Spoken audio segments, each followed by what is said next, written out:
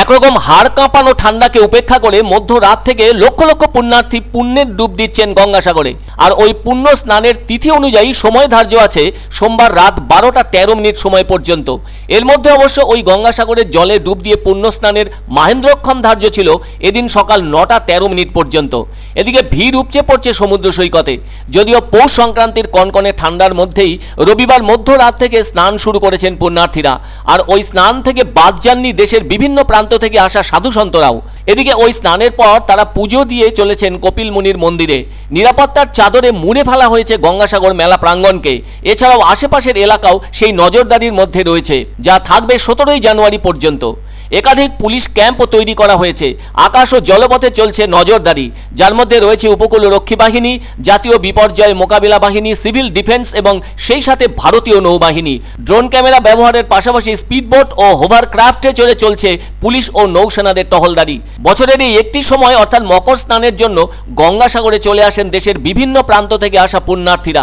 গতদিন 65 লক্ষ মানুষের উপস্থিতির কথা রাজ্যের কতিপয় মন্ত্রী জানিয়েছিলেন, তবে সেই সংখ্যা আরও বেড়েছে বলে তাদের অভিমত। সেজন্য শুধুমাত্র মধ্যরাতেই নয়, সোমবার মূল মকর সংক্রান্তিতে ভোরের আলো ফুটতে না ফুটতেই সাগরে ডুব দিচ্ছেন পুণ্যার্থীরা। এখানে যেন উপস্থিত হয়েছেন নানা সম্প্রদায়, নানা ভাষা আর নানা মুখ। সত্যি তো হাজার হাজার কিলোমিটার দূর থেকে ভক্ত সন্ন্যাসীদের সাথে দেশি বিদেশি অতিথিদের উপস্থিতিও মেলার গুরুত্বকে অনেকটা বাড়িয়ে দিয়েছে। যেন দেখে মনে হচ্ছে এই ভারতের মহামানবের সাগর তীরে এই মুহূর্তে গঙ্গাসাগরে যেন উপস্থিত এক টুকরো ভারত। সেই সঙ্গে শীত কিন্তু কোনোভাবেই পিছু ছাড়ছে না। এখানে সর্বনিম্ন তাপমাত্রা স্বাভাবিকের থেকেও কম রয়েছে।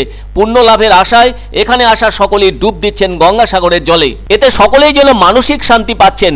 তবে শীতের দাপট শুধুমাত্র গঙ্গাসাগর জুড়েই নয়, সমগ্র বাংলা জুড়েই রয়েছে। সকালের দিকে কুয়াশার কারণে দৃশ্যমানতা কম উত্তরবঙ্গের প্রায় সবকটি জেলাতেই। কলকাতা শহরেও শীতের দাপট অনুভব হচ্ছে। জলপাইগুড়িতে এদিনও সর্বনিম্ন তাপমাত্রা 9 ডিগ্রি সেলসিয়াসের আশেপাশে রয়েছে। এদিকে বেলা 9টার সময়ও রাজ্যের প্রশাসনিক ভবন নবান্নকে পরিষ্কারভাবে দেখা যাচ্ছিল না কুয়াশার কারণে। আবার কলকাতা বিমানবন্দর সূত্রে জানা গিয়েছে কুয়াশার দরুন খুব সাবধানে বিমান ওঠানো নামানো করানো হচ্ছিল রানওয়ে দিয়ে। ধীর গতিতে সকালে চলেছে ট্রেন সহ অন্যান্য যানবাহন। আলিপুর আবহাওয়া দপ্তর আগেই জানিয়ে দিয়েছিল সোমবার ভোরের দিকে কুয়াশার দাপট বাড়বে আর আকাশ মেঘাচ্ছন্ন থাকবে। তবে বৃষ্টিপাত হওয়ার কথা জানানো হয়েছে বুধ ও বৃহস্পতিবার থেকে। শুধু যে গঙ্গাসাগরে স্নান সারেন পুণ্যার্থীরা তাই নয়, কলকাতার বাবুঘাটেও পুণ্যার্থীরা স্নান সারছেন। ওই গঙ্গা স্নানের পর সাধু সন্ন্যাসীরা ওখানেই পুজো অর্চনা করেন। এদিকে জেলায় জেলায় এদিন শীতের দাপট লক্ষ্য করা যাচ্ছে। আরও জানা গেছে বেলা 11টার পর থেকে কুয়াশার দাপট কেটে যেতে শুরু করে। যদিও জেলা প্রশাসন সহ উপস্থিত থাকা রাজ্যের 8 মন্ত্রীও জানিয়েছেন মেলায় প্রায় 80 লক্ষেরও বেশি পুণ্যার্থী উপস্থিত হয়েছেন। তবে তাদের মধ্যে অনেকেই আবার পুণ্য স্নান সেরে বাড়ির পথে রওনাও দিয়েছেন। তারা জানাচ্ছেন আসছে বছর আবারও আসবেন এই গঙ্গাসাগর মেলায়। सीहोर मध्य प्रदेश बहुत अच्छा, बहुत नहाकर बहुत आनंद प्राप्त हो रहा है। अच्छा है, हम लोग तो फर्स्ट टाइम आए हैं, लेकिन इतना भीड़ रहता है तो ठीक है, व्यवस्था में ऐसा कोई प्रॉब्लम नहीं है। माँ गंगा तो के लिए तो जिसके मन में श्रद्धा है उसके लिए साल भर स्नान ही स्नान है।